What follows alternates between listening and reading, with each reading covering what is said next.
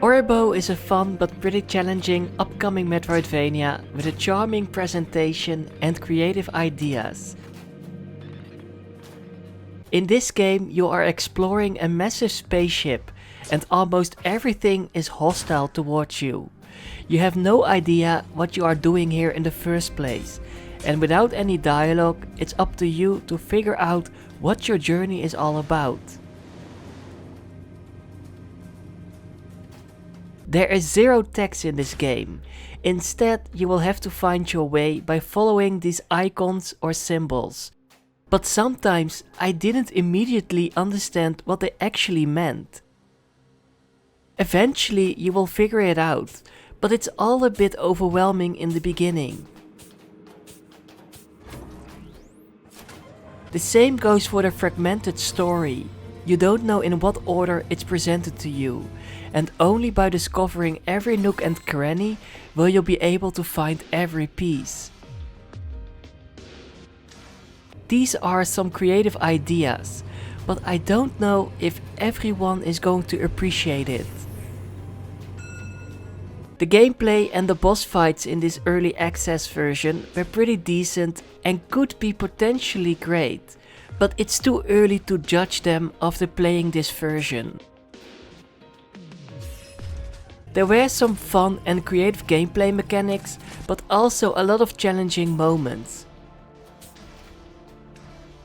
You have a pretty big player model, so dodging everything or timing everything perfectly is going to be pretty challenging. When you die, you will lose all your progress and go back to your last save. It's pretty brutal, and you are also forced to see the amount of deaths you already have, and you will also see the area you have discovered after your last save disappear. I wasn't a fan of this. It broke the flow of the game a bit, and it was just not enjoyable to see your progress disappear like that. Apparently it's story related, but I'd rather just spawn instantly after dying. So maybe it would be a nice addition to make this little cutscene skippable if it's possible. There were also a lot of bugs, like story related stuff that just didn't want to leave my screen, so I had to restart the game, and some glitches that suddenly teleported me to a specific spot or didn't let me interact with an item. There were also many moments I was stopped by dead ends. This is to be expected with early access games, but without any waypoints, the exploration is a lot less enjoyable when you are stopped in your tracks.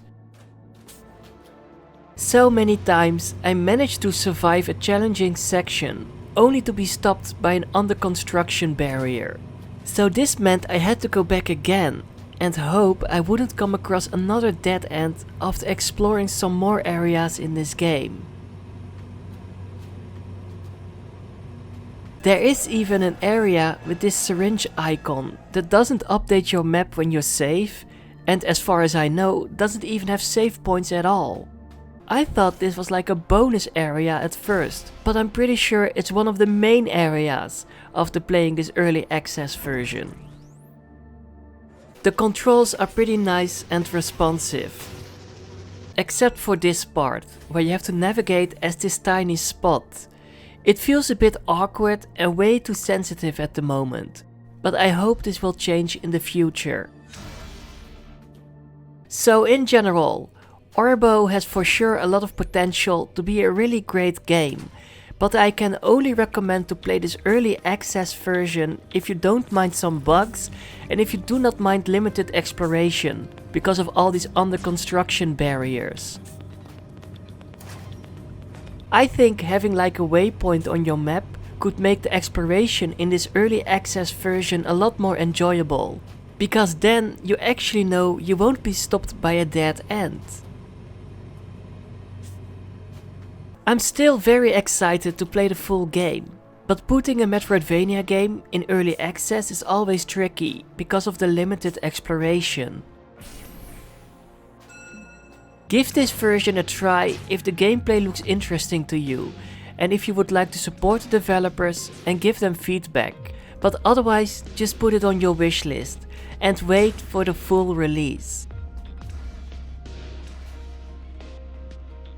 So be ready to explore this maze-like spacecraft and discover your new skills and moves in this charming but challenging upcoming Metroidvania that hopefully will be great when it's fully released.